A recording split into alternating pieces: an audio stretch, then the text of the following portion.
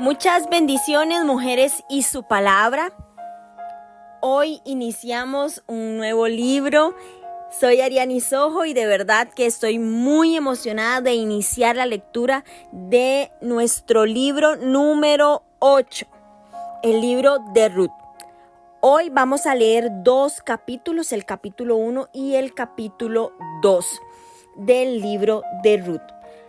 Vamos a orar primeramente para que el Señor tome el control de este tiempo. Padre Celestial, yo te doy gracias, Señor, por este nuevo día, por una nueva misericordia que estamos estrenando. Gracias, Señor, por tu palabra. Amamos tu palabra, amamos tu presencia. Damos gracias, Señor, porque a través de este tiempo nos acercamos más a ti, te conocemos más tu carácter, conocemos más lo que esperas de cada una de nosotras, Señor. Yo te doy gracias porque este tiempo ha traído gran revelación a nuestra vida, nos ha alineado al propósito, nos ha guiado hacia tu voluntad, Señor.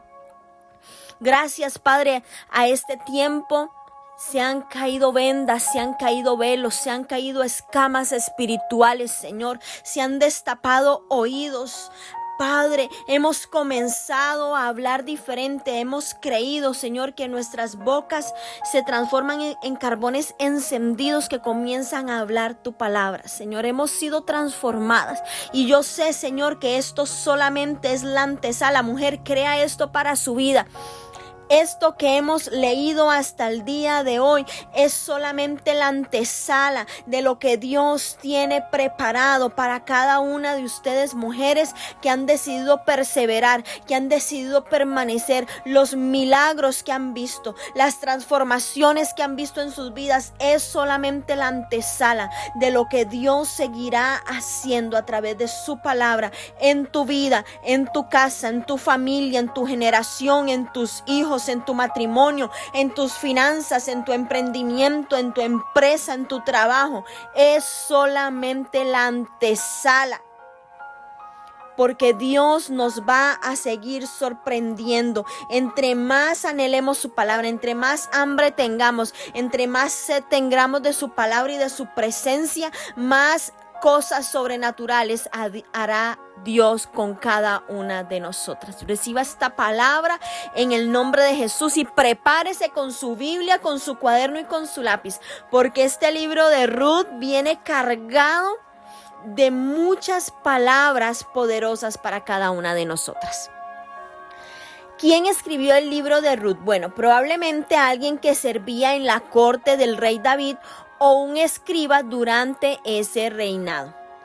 ¿A quién estaba dirigido? Bueno, no se identifica en el texto exactamente a quién iba dirigido. Sin embargo, entendemos que cada una de las cosas que se dicen en este libro podemos tomarlas como lecciones y aprendizaje para nosotras en este tiempo. Los eventos que vamos a leer en el libro de Ruth ocurren en el periodo de los jueces, aproximadamente entre el 1375 al 1050 antes de Cristo. Pero el libro probablemente fue escrito durante el reinado de David, entre el 1010 al 970 antes de Cristo. ¿Dónde ocurren los eventos? Bueno, en la aldea de Belén, que está ubicada cerca de Jerusalén. ¿De qué trata el libro de Ruth? Bueno, el libro de Ruth trata de la providencia de Dios en medio de las tragedias. También de la redención que más tarde se proveería completamente a través de Jesucristo. Número 3, de la santidad del matrimonio y la importancia de la familia. Y número 4, trata también del interés de Dios por cada mujer. ¿Por qué debemos leer nosotras en el siglo XXI el libro de Ruth? Bueno, porque cuando parecía que las circunstancias no podían ser más devastadoras, dos mujeres empobrecidas, desamparadas, se dan cuenta de que son objeto del cuidado soberano de Dios. Y es que el libro de Ruth resalta el amor sacrificial en las relaciones humanas, entre una suegra y una nuera, y durante el cortejo entre un hombre honorable y una mujer virtuosa. Pero la mayor demostración de amor abnegado en este libro prefigura al futuro pariente redentor, Jesucristo, quien se entregaría a sí mismo para rescatar a su esposa. ¿Cómo leer Ruth? Bueno, Ruth es un cuento histórico que trae a la memoria de todos los que lo escuchan su mensaje sobre la providencia de Dios. El libro usa un antiguo recurso literario llamado quiasmo, que es la repetición de una serie de elementos en el orden inverso a como fueron presentados primero, el cual organiza la narración. El quiasmo tenía un significado especial para las personas de la antigüedad, que estaban acostumbradas a guiarse por la estructura del relato. Vamos a ver la familia de Elimelech, vamos a ver la fidelidad de Ruth, vamos a ver el pariente redentor, que es el pariente cercano en el campo de cebada, vamos a ver el pariente redentor cercano en la era, la fidelidad de Booz y la familia de David. Todo eso lo vamos a encontrar en este libro. El título. ¿Por qué se llama Ruth? Bueno, como Ruth era de Moab, nación que Israel aborrecía, es asombroso que el canon hebreo contenga un libro titulado con su nombre. Vamos a leer ahora el capítulo 1, que tiene como título Ruth y Noemi. Aconteció en los días que gobernaban los jueces que hubo hambre en la tierra, y un varón de Belén de Judá fue a morar a los campos de Moab. Él y su mujer y 2 hijos suyos. El nombre de aquel varón era Elimelech y el de su mujer Noemí, y los nombres de sus hijos eran Malón y Kelión, efrateos de Belén de Judá. Llegaron pues a los campos de Moab y se quedaron allí. Y murió Elimelech, marido de Noemi, y quedó ella con sus 2 hijos, los cuales tomaron para sí mujeres moabitas. El nombre de una era Orfa, y el nombre de la otra Ruth, y habitaron allí unos 10 años, y murieron también los 2, Malón y Kelión, quedando así la mujer desamparada de sus 2 hijos y de su marido. Entonces se levantó con sus nueras y regresó de los campos de Moab, porque oyó en el campo de Moab que Jehová había visitado a su pueblo para darles pan. Salió pues del lugar donde había estado y con ella sus 2 nueras. Comenzaron a caminar para volverse a la tierra de Judá. Y Noemí dijo a sus 2 nueras: andad, volveos cada una a la casa de su madre. Jehová haga con vosotras misericordia como la habéis hecho con los muertos y conmigo. Os conceda Jehová que hayáis descanso cada una en casa de su marido. Luego las besó y ellas alzaron su voz y lloraron y le dijeron: ciertamente nosotras iremos contigo a tu pueblo. Y Noemí respondió: volveos, hijas mías, ¿para qué habéis de ir conmigo? ¿Tengo yo más hijos en el vientre que puedan ser vuestros maridos? Volveos, hijas mías, e idos, porque yo ya soy vieja para tener marido. Y aunque dijese: esperanza tengo, y en esta noche estuviese con marido, y aún diese a luz hijos, ¿habías de vosotras de esperarlos hasta que fuesen grandes? ¿Habéis de quedaros sin casar por amor a ellos? No, hijas mías, ¿qué mayor amargura tengo yo que vosotras? Pues la mano de Jehová ha salido contra mí. Y ellas alzaron otra vez su voz y lloraron, y Orfa besó a su suegra. Mas Ruth se quedó con ella, y Noemí dijo: he aquí tu cuñada ha vuelto a su pueblo y a sus dioses, vuélvete tú tras ella. Respondió Ruth: no me ruegues que te deje y me aparte de ti. Porque a donde quiera que tú fueres, iré yo, y donde quiera que vivieres, viviré. Tu pueblo será mi pueblo, y tu Dios mi Dios. Donde tú murieres, moriré yo, y allí seré sepultada. Así me haga Jehová, y aún me añada que solo la muerte hará separación entre nosotras 2. Y viendo Noemí que estaba tan resuelta a ir con ella, no dijo más. Anduvieron pues ellas 2 hasta que llegaron a Belén, y aconteció que habiendo entrado en Belén, toda la ciudad se conmovió por causa de ellas y decían: ¿no es esta Noemí? Y ella le respondía: no me llaméis Noemí, sino llamadme Mara, porque en grande amargura me ha puesto el Todopoderoso. Yo me fui llena, pero Jehová me ha vuelto con las manos vacías. ¿Por qué me llamaréis Noemí? Ya que Jehová ha dado testimonio contra mí y el Todopoderoso me ha afligido. Así volvió Noemí y Ruth la moabita, su nuera, con ella. Volvió de los campos de Moab y llegaron a Belén al comienzo de la siega de la cebada. Amén. Bueno, la historia de Ruth ocurre durante uno de los momentos más oscuros de la nación, no solo porque el pueblo estaba en una época de desobediencia y anarquía, sino también porque la tierra había sido devastada por el hambre. Vemos cómo aconteció en los tiempos que gobernaban los jueces. Si se acepta una fecha más temprana para el éxodo, se trata del periodo que va del 1350 al 1100, una época de confusión espiritual, de componendas religiosas, de mucha apostasía. Y con esto de trasfondo, la historia de Ruth nos ofrece un cuadro de personas que permanecieron constantes en su fe. Los campos de Moab, aunque Moab estaba al este y relativamente cerca de Belén, no había sido tocada por la sequía. La palabra hebrea de la que procede morar alude a una estancia temporal.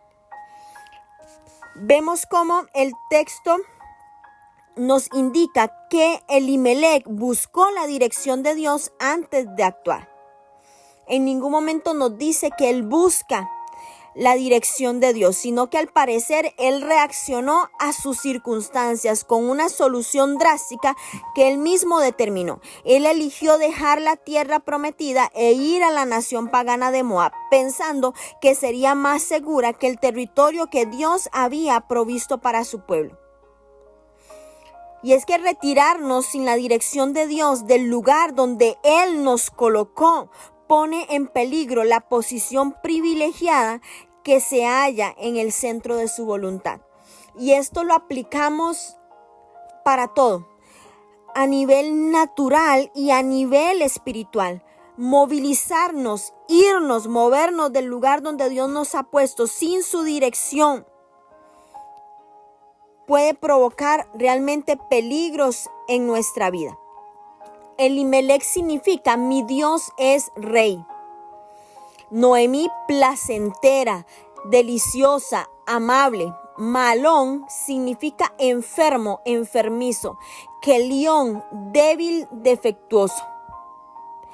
Los campos sugiere que la familia debe de haber estado compuesta por trabajadores, migrantes. Moab era la tierra al este del Mar Muerto y era una de las naciones que oprimieron a Israel durante el periodo de los jueces. Así es que había hostilidad entre las dos naciones. La hambruna debió haber sido bastante severa en Israel para que Elimelec decidiera irse de ahí con su familia. Se les llamaba efrateos porque Éfrata era el nombre del antiguo Belén. Aún así, Israel derrotará a Moab y seguirán las tensiones entre ellos. Los hijos de Elimelec y de Noemí se casaron con mujeres moabitas, a pesar de que el Señor le había prohibido a su pueblo casarse con personas de naciones paganas.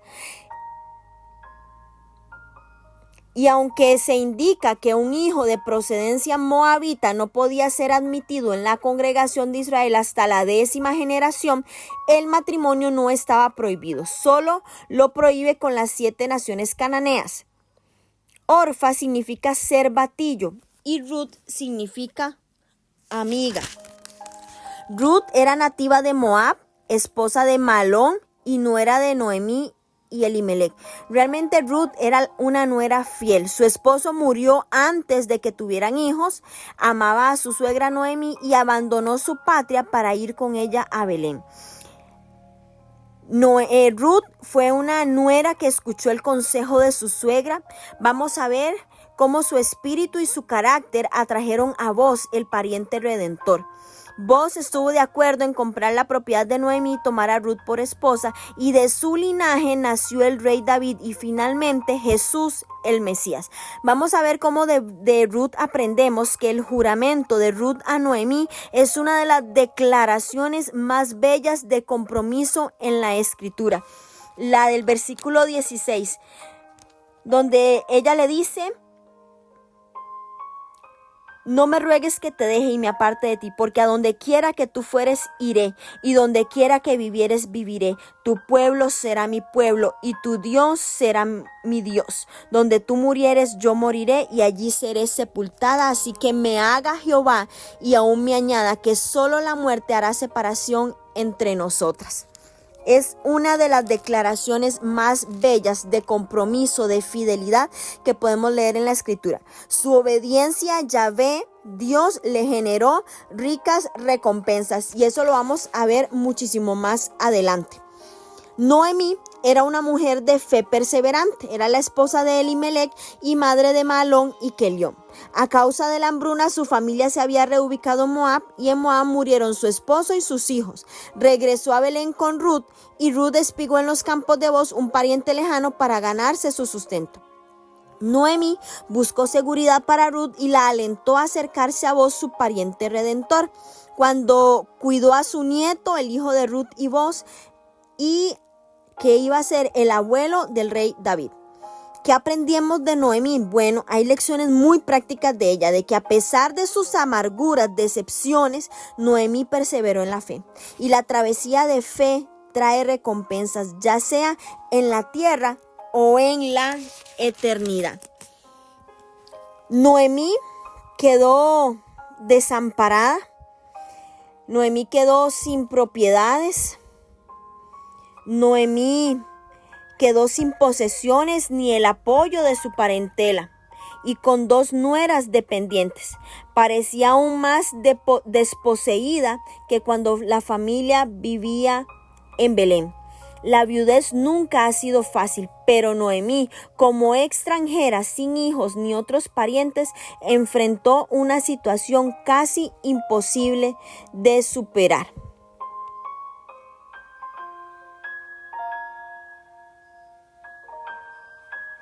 Noemí llama a Dios Jehová y no Elohim, que sería impersonal, el Dios de los moabitas, y este empleo de los términos es un indicio significativo de la piedad que caracterizó la vida y el pensamiento de Noemí.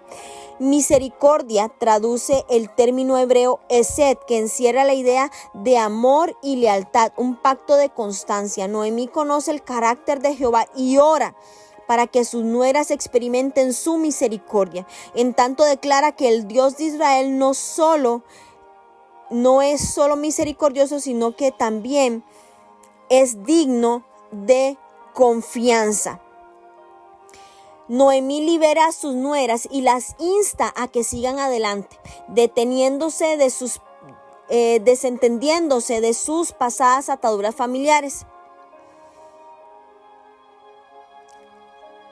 Descanso equivale no solamente a la ausencia de enfrentamientos, de guerras o luchas, sino que encierra la idea de que la bendición de Dios trae seguridad personal a cada persona. Que Noemí les haya ordenado regresar solo puede ser interpretado como un gesto de consideración por parte de ella, quien comprendió que por la condición de extranjeras, las muchachas difícilmente podrían casarse de nuevo en Israel. Y es que en el mundo antiguo casi no había nada peor que ser viuda. Las maltrataban o las pasaban por alto. Casi siempre eran personas golpeadas por la pobreza. La ley de Dios, sin embargo, establecía que el pariente más cercano del esposo fallecido debía cuidar de la viuda. Pero Noemí no tenía parientes en Moab y no sabía si existía alguno vivo en Israel. Aún en esa situación desesperada, Noemí tuvo una actitud desinteresada, y aunque decidió regresar a Israel, animó a Ruth y a Orfa para que se quedaran en Moab y comenzaran una nueva vida, aunque eso significara más dolor para ella. Y es que como Noemí debemos considerar las necesidades de los demás y no solo las nuestras.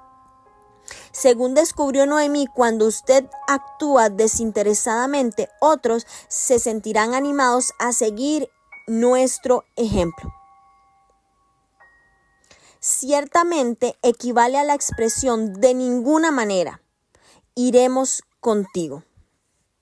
Y es que Noemí probablemente quiso liberar a Ruth y a Orfa de las exigencias de la familia israelita a la que habían ingresado al casarse. La costumbre hebrea del leribato, en el latín levir, cuñado o hermano del marido, estipulaba que cuando un hombre moría sin dejar descendencia, su hermano soltero debía casarse con su cuñada viuda para darle un hijo al hermano fallecido. Y esto aseguraba la continuidad de la familia y la distribución justa de la tierra a través de un heredero dentro de la tribu. La acción obviamente era voluntaria. El cuñado podía rechazar casarse con la viuda, y eso lo leímos en el libro de Deuteronomio capítulo 25. Cuando el cuñado se casaba con la viuda de su hermano, su primer hijo varón se consideraba hijo del fallecido. Noemí les dijo a sus nueras que no regresaran con ella a Belén, ya que no tenía más hijos que pudieran ser sus futuros maridos. Y es que quien haya experimentado las tragedias y el sufrimiento de la vida puede entender fácilmente estas palabras del versículo 13. ¿Habíais vosotras de esperarlos hasta que fuesen grandes? Y es que en un sentido, Noemí estaba enojada con Dios, quien había prometido ser fiel, pero ahora, según el entendimiento limitado de ella, parecía haberla abandonado, haberla dejado a su suerte.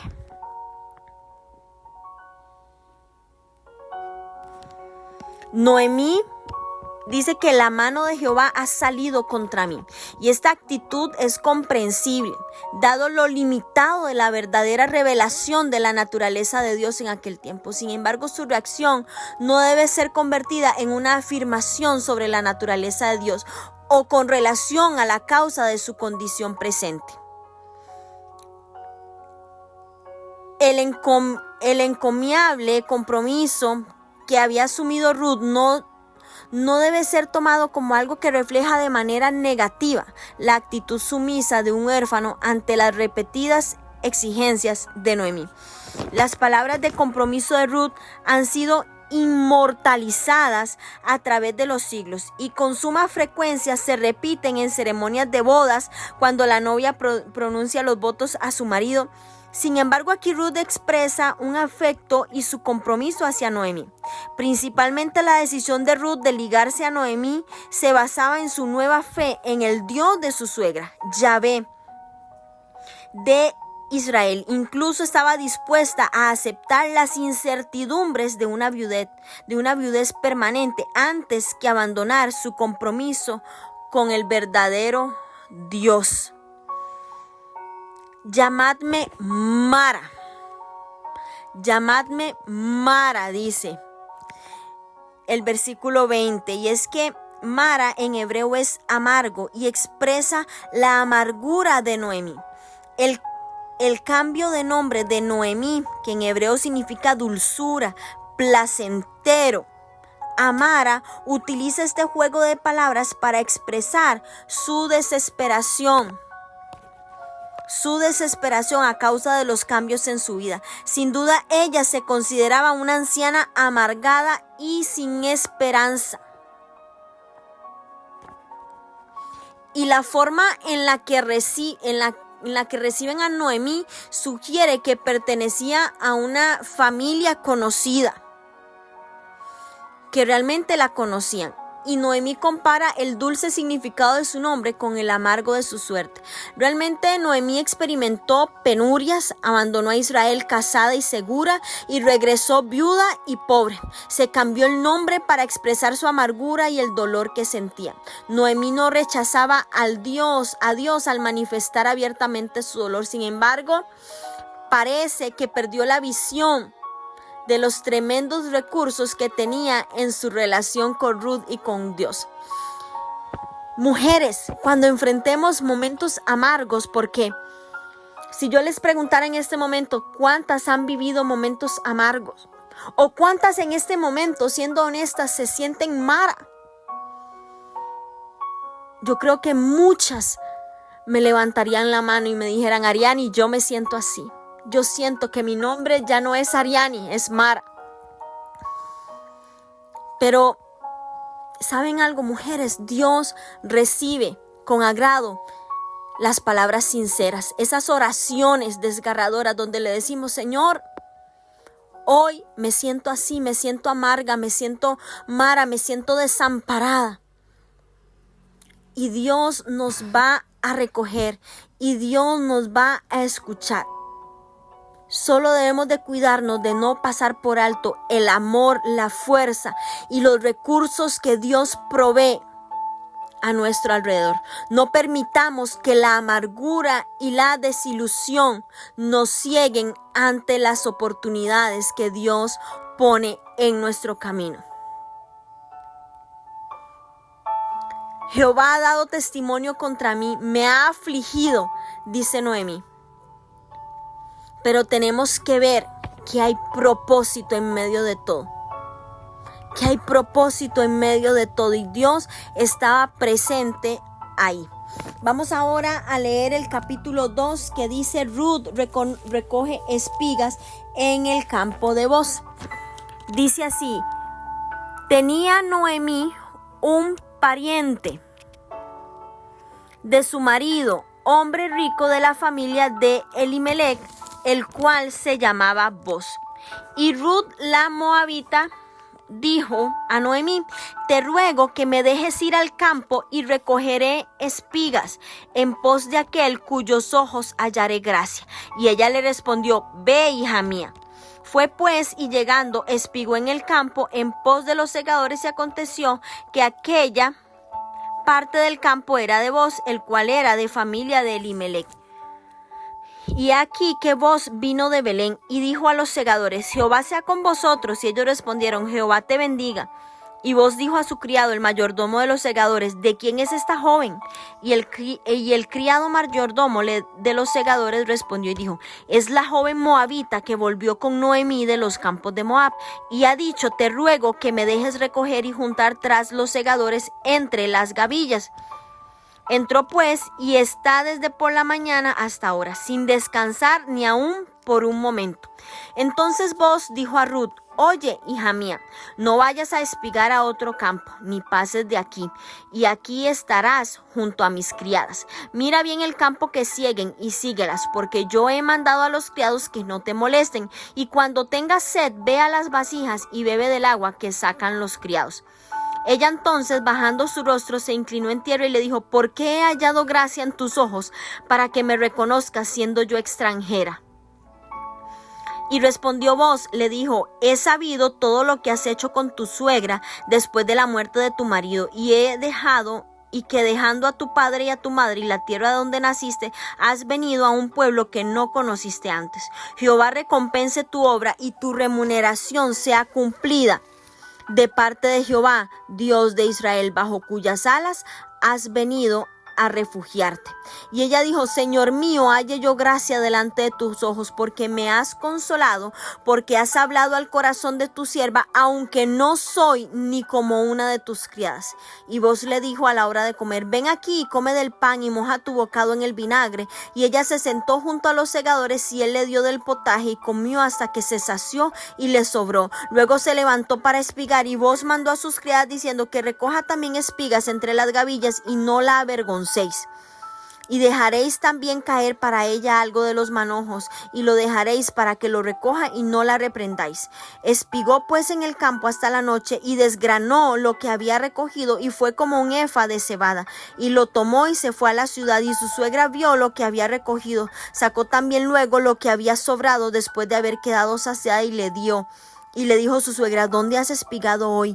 ¿Y dónde has trabajado? Bendito sea el que te ha reconocido. Y contó ella a su suegra con quien había trabajado, y dijo: el nombre del varón con quien hoy trabajo es Booz. Y dijo Noemí a su nuera: sea él bendito de Jehová, pues no ha rehusado a los vivos la benevolencia que tuvo para con los que han muerto. Después le dijo Noemí: nuestro pariente es aquel varón, y uno de los que pueden redimirnos. Y Ruth la moabita dijo: además de esto me ha dicho: júntate con mis criadas hasta que hayan acabado toda mi siega. Y Noemí respondió a Ruth su nuera: mejor es, hija mía, que salgas con sus criadas y no te encuentren en otro campo. Estuvo pues junto a las criadas de Booz espigando hasta que se acabó la siega de la cebada, y la del trigo, y vivía con su suegra. Amén. Bueno, vemos varias cosas aquí. Boz en hebreo es el que está la fuerza.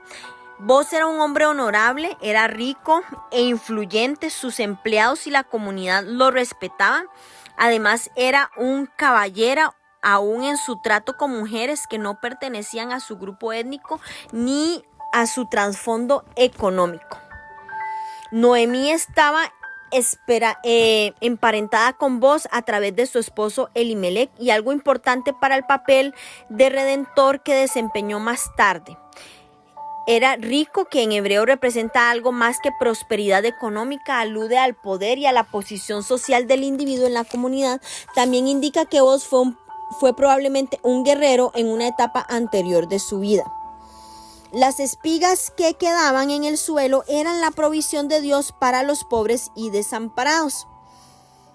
La ley requería que los agricultores dejaran las espigas de sus sembrados para que fueran cosechadas por los pobres. Cuando el trigo y la cebada estaban listos para la siega, se contrataban segadores para cortar y atar las espigas en manojos. La ley israelita establecía que no se segara hasta el último rincón de los campos. Además, cualquier espiga que se cayera debía dejarse para que la gente pobre la recogiera. A esto se le llamaba espigar y usara para comer. El propósito de esta ley era alimentar a los pobres e impedir que los dueños lo acapararan. Y esta ley servía como una especie de programa de bienestar social en Israel, debido a que era una viuda sin medios para mantenerse sola. Ruth fue a los campos a espigar. La antigua costumbre de cosechar fue codificada en la ley, de modo que las viudas o las mujeres extranjeras como Ruth tuvieran derecho a recoger los granos caídos en cualquier campo que ellas eligieran. Cuando Ruth escogió un campo donde cosechar, no tenía idea de las circunstancias que rodeaban a Boz, ni de su vínculo con la familia de su marido fallecido.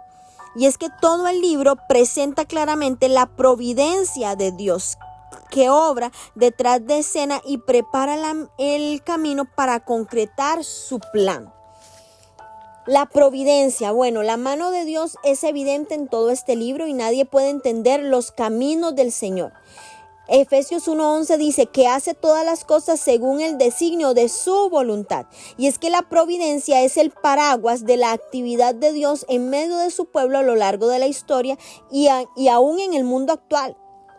Los creyentes no están sujetos al destino, sino permanecen siempre bajo el cuidado y la providencia de Dios, quien aún en medio de la tragedia cumple sus propósitos para bien supremo de sus hijos, como dice Romanos 8:28. Ruth hizo suya una tierra extraña. En lugar de depender de Noemí o esperar a que a ella llegara la buena fortuna, ella tomó la iniciativa, fue a trabajar, no tuvo miedo de admitir su necesidad ni de trabajar duro para satisfacerla. Cuando Ruth salió a los campos, Dios proveyó para ella. Y si usted está a la espera de la provisión divina, considere esto. Quizás Él esté esperando que des el primer paso para demostrar cuán importante es su necesidad. Jehová sea con vosotros. Y es que este intercambio entre Boz y sus segadores revela que aún en estos tiempos de apostasía, los años de los jueces, todavía había gente cuyo lenguaje glorificaba a Dios. Boz había oído hablar de Ruth, pero nunca la había visto. Y es que la joven moabita hace referencia al origen étnico de Ruth y se repite a lo largo de todo el relato. El autor quiere destacar con esto que claramente Dios integraba a la joven gentil al seno del pueblo escogido y en su momento a la propia familia real. Y es que todo el libro va a presentar claramente cómo Dios mostró su providencia.